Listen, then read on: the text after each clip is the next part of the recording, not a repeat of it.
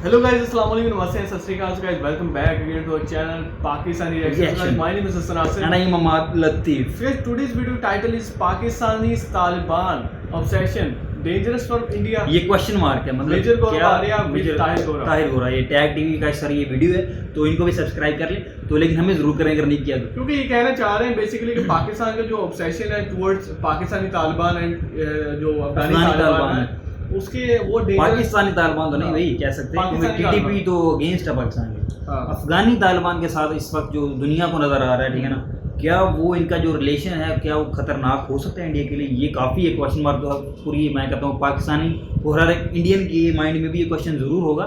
तो देखते हैं इसको कैसे एक्सप्लेन किया मेजर सामने, फिर इस पे जो है डिस्कशन जरूर करेंगे। मजे की डिस्कशन होने वाली, लास्ट तक देखना, बड़ी इंटरेस्टिंग है वीडियो। तो हमेशा की तरह मेरे ख्याल में काउंटिंग के साथ स्टार्ट करते हैं। तो 3, 2, 1 स्टार्ट।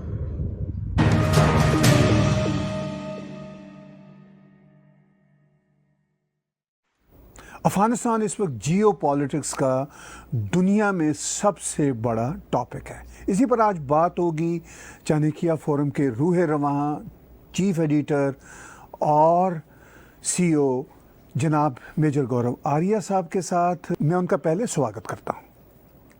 बहुत बहुत धन्यवाद सर। जी मेजर साहब, शुक्रिया जुड़ने का। देखिए, दिनों में सूरत हाल बदली और ये वो बदली है जिसके बदलाव का कोई सोच भी नहीं सकता था कि इतनी तेज़ी से हालात बदलेंगे, लेकिन बहरहाल बदल गए हैं। इसका एक कारण मुझे सर ये नज़र आता है कि वहाँ पे कोई ऑल्टरनेट कुव्वत ही नहीं थी अफ़गानिस्तान में जो तालिबान को रोक सकते। अदरवाइज़ तालिबान को बहुत बड़ी ताकत नहीं थे। हम आज भी देखते हैं कि अफ़गानिस्तान में जब उनका इंडिपेंडेंस डे कल ही मनाया गया तो आम अफ़गानों ने तालिबान की गोलियों की परवाह ना करते हुए अफ़गानिस्तान के झंडे लहराए। उन्होंने तालिबान के झंडे नहीं लहराए। लगता है कि आपको आने वाले दिनों में एक नई रेजिस्टेंस वहाँ पे बनती नज़र आ रही है। ऑफ कोर्स उसमें समय लगेगा। बातचीत को यहाँ से हम शुरू करते हैं। जी ताहिर साहब, पहली बात तो मुझे इनवाइट करने के लिए बहुत बहुत शुक्रिया आपका। ताहिर साहब, ऐसा भी हुआ कि ये जो अफगान आर्मी थी, अफगान आर्मी लड़ी नहीं सर, क्योंकि मनी चेंज्ड हैंड्स। बहुत ज़्यादा पैसा दिया गया लोगों को, कमांडर्स को बीच में, और लोग अगर अफगान आर्मी लड़के हार जाती ताहिर साहब तो मुझे समझ में आता कि लड़े फिर हार गए, हार जीत होती रहती, it's a game, somebody wins somebody loses। when I say game I don't want to trivialize it, मैं उसको हल्का नहीं करना चाहता, लेकिन ठीक है, ये ये जिंदगी खेल है कहते हैं, उसी मतलब उसमें मैं कहना चाहता हूँ कि ठीक है, होता है, कभी कुछ हारते हैं कभी जीतते हैं, ये लड़े नहीं। तो ये जब नहीं लड़े और पैसा लेके गायब हो गए, अशरफ गनी पैसा लेके गायब हो गया सर। इतने पैसे थे कि उसका हेलीकॉप्टर टेक ऑफ नहीं कर पा रहा था, तो उसको कुछ 4-5 मिलियन डॉलर जमीन पे फेंकने पड़े। वो गाड़ियों में छोड़ा है अपना, वो भाग गया वो। तो कहने की बात यह है ताहिर साहब की जो अफगानिस्तान के लोग हैं, 2-3 चीजें हैं सर। एक तो कैपेसिटी बिल्डिंग नहीं हुई 20-21 साल से, कैपेसिटी बिल्डिंग नहीं हुई है इस पूरी बात की कि कि दूसरी चीज ये है कि वहां पे कोई मिडिल क्लास ऐसी एमर्ज नहीं करी सर। हाँ, वहां पे डॉक्टर्स हैं, वहां पे इंजीनियर्स हैं, वकील हैं, जाहिर सी बात है, लेकिन एक सॉलिड मिडिल क्लास एक मुल्क को स्टेबिलिटी देती है।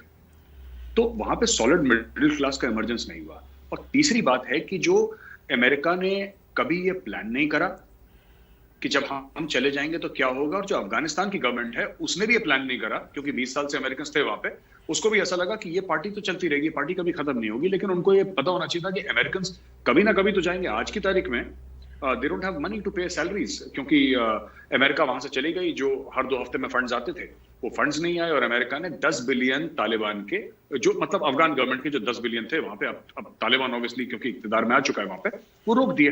तो एक बड़ा जबरदस्त फाइनेंशियल क्राइसिस है। आपने जियोपॉलिटिक्स की बात करी, there is also an economic crisis brewing, क्योंकि तेल कहां से आएगा? यू सी, अब ईरान थोड़ा सा दे देगा, ईरान फ्री में तो बांटेगा नहीं। उनकी इकोनॉमी क्या है अफगानों की? देयर इज नो इकोनॉमी, वो ड्रग्स पे ज्यादातर निर्भर है, दे डोंट ग्रो एनीथिंग। आपने पिछली बार सर ऐसी कौन सी कमीज पहनी थी, ऐसा कौन सा जूता पहना था जिसमें लिखा था मेड इन अफगानिस्तान? वो है नहीं उनका कुछ, they don't export anything except for drugs. So ये बड़े मुश्किल में वो मुल्क है इस वक्त।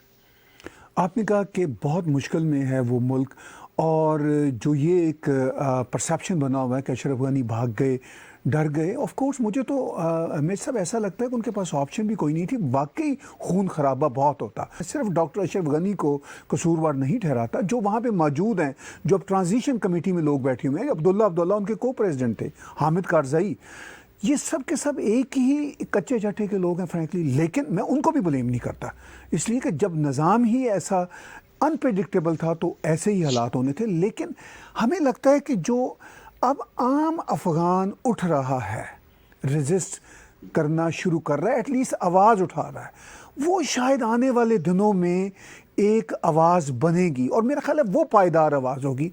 इसके बारे में क्या आपकी कमेंट्री होगी? देखिए, मैं आपको ताहिर साहब एक बात बताता हूँ सर। ऐसा है कि अब अफगानों को चाहे एक बुरा वाकया गुजरा उनके साथ, एक सेंस ऑफ बिट्रेयल था, चाहे अशरफ गनी हो चाहे कोई और भी हो, अमेरिकन का जाना। लेकिन अब मुझे लगता है कि अफगानों में धीरे धीरे एक बात की समझ आ रही है कि आपको आजादी कोई और नहीं दिलवा सकता, आपको आजादी खुद ही छीन के लेनी पड़ेगी। ये ऑर्गेनिक होती है सर। हिंदुस्तान में भी सर कितने लोग, हर एक मजहब के लोग मरे कटे सर अंग्रेजों से लड़ते हुए, तब जाके आजादी मिली। सुभाष चंद्र बोस की तो इंडियन नेशनल आर्मी थी, नेताजी की आधी इंडियन नेशनल आर्मी सर खत्म हो गई सर, शहीद हो गए वो लोग आधी। पता नहीं कितने लोग उसमें से खत्म हो गए सर। और कितने हमारे चंद्रशेखर आजाद हैं, हमारे शहीद भगत सिंह हैं, और Ashfaqulla and so many other people who laid down their lives for this country. तो तब जाके हमें आजादी मिली सर। 1857 की बात करें, फर्स्ट वॉर ऑफ इंडिपेंडेंस। तो अगर मैं इंडिया का ही एग्जांपल दूं, हमारे कितने लोग थे जिसकी वजह से हमें आजादी मिली, और कितने लोग हैं हमारी फौज के, आर्मी नेवी एयर फोर्स के, जो रोज अपनी जानें दे रहे हैं इस देश के लिए, तब जाके आजादी बरकरार है सर। क्योंकि एक बार आजादी मिलने से कुछ नहीं होता। अफगानिस्तान को भी 100 साल पहले मिल चुकी थी आजादी सर। दे हैव उनका कल ही इंडिपेंडेंस डे था अफगानों का। yesterday only they celebrated their independence day। तो ये बड़ा दुख भी होता है कि मैंने पहली बार ऐसा अपनी लाइफ में देखा कि कोई मुल्क गुलामी में अपना इंडिपेंडेंस डे सेलिब्रेट कर रहा है। ये मैंने कभी देखा नहीं अपनी लाइफ में, आपने भी नहीं देखा होगा कि कोई मुल्क जो है अपना गुलामी में इंडिपेंडेंस डे सेलिब्रेट कर रहा है। लेकिन मैं सल्यूट करना चाहता हूँ, मैं सलाम पेश करना चाहता हूँ उन जो लोग हैं, जो आवाम है, बच्चे हैं, जो सड़क पे आए और तालिबान की गोलियों का सामना करते हुए उन्होंने अफगानिस्तान के झंडे लहराए सर। ये बड़ी बात है, ये छोटी बात नहीं है sir. It requires great courage and valour to do that in the face of such adversity। they've been dealt a bad deal in life। ठीक है, उनके लीडर्स ने धोखा दिया, सब लोगों ने धोखा दिया। मुझे अमेरिका जल्दी चला गया, रातों रात अमेरिका गायब हो गया, चाइना ने अपना गेम करा, वो सब करा।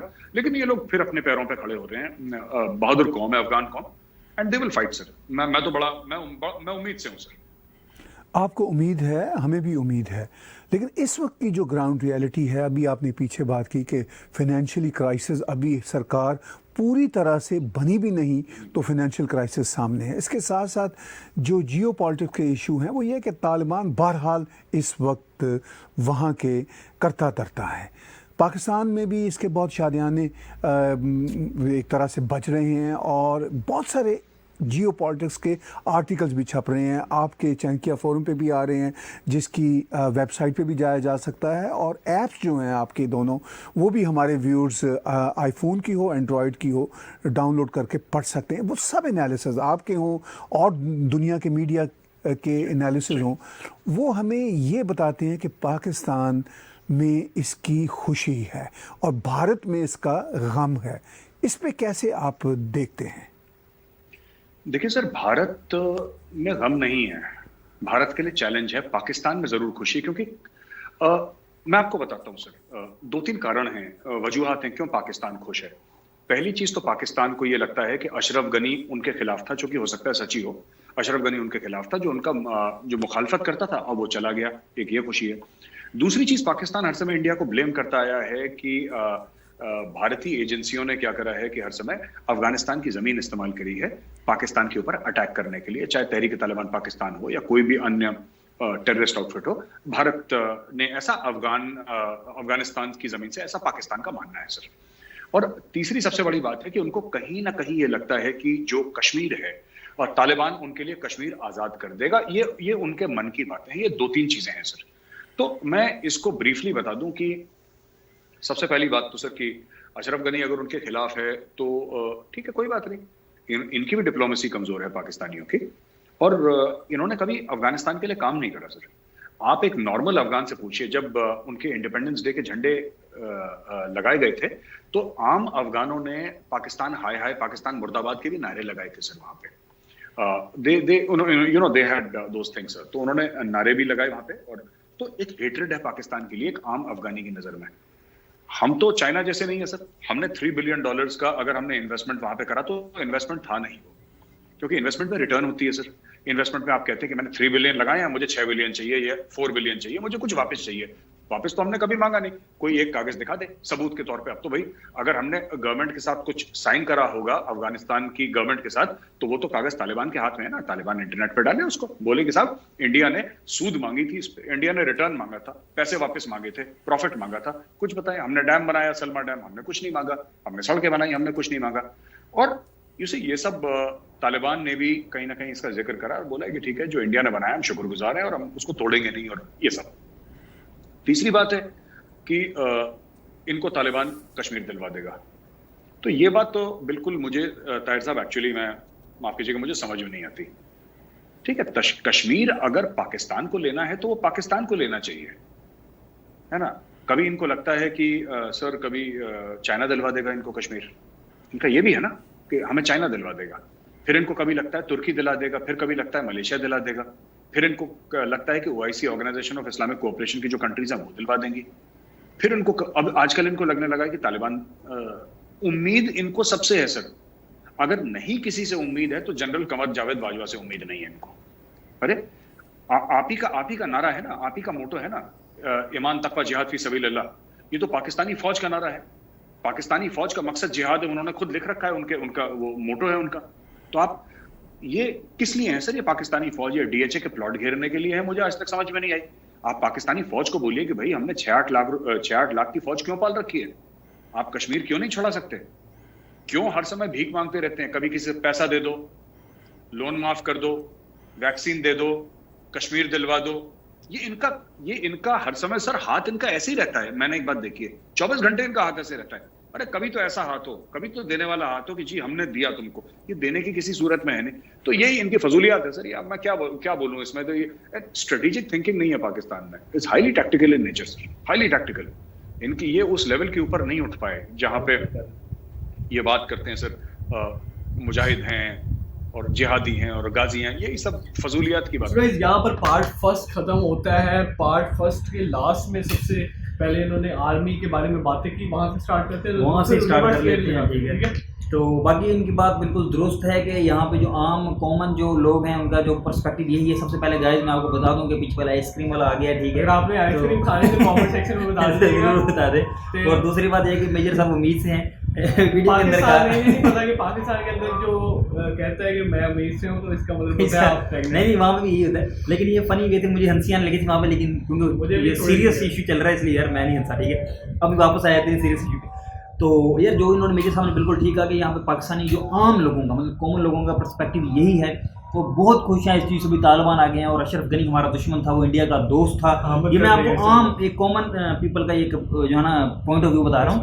ठीक है, जैसे हमारा मेरा ना समझ लेना, एक मतलब ओवरऑल पाकिस्तानियों का ये पॉइंट ऑफ व्यू है जिसके साथ हम उठते बैठते हैं। उसका यही कहना है कि भाई अशरफ गनी इंडिया का दोस्त था। अभी जो है ना इंडिया ने बहुत ज़्यादा इन्वेस्टमेंट वहाँ पे की हुई थी, अब वो इंडिया वाले रो रहे हैं, जो पाकिस्तान है वो खुश हो रहा है। तो ये ओवरऑल पॉइंट ऑफ व्यू चल रहा है।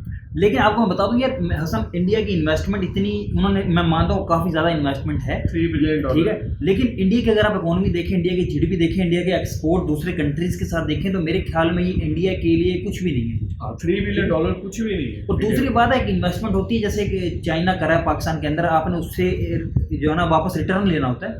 इंडिया ने इस तरह की इन्वेस्टमेंट की अफगानिस्तान के अंदर के डैम बनाए, रोड बनाई, जिससे मेरे ख्याल में इंडिया को उस चीज़ से वापस कोई फ़ायदा या रिटर्न नहीं मिलेगा। तो ये चीज़ें शायद इंडिया ने पहले सोच के बनाई थी कि इससे मतलब उनको वैसे भी फ़ायदा नहीं होना था, अभी भी मतलब इतना मेरे ख्याल में कोई इशू वैसे नहीं है।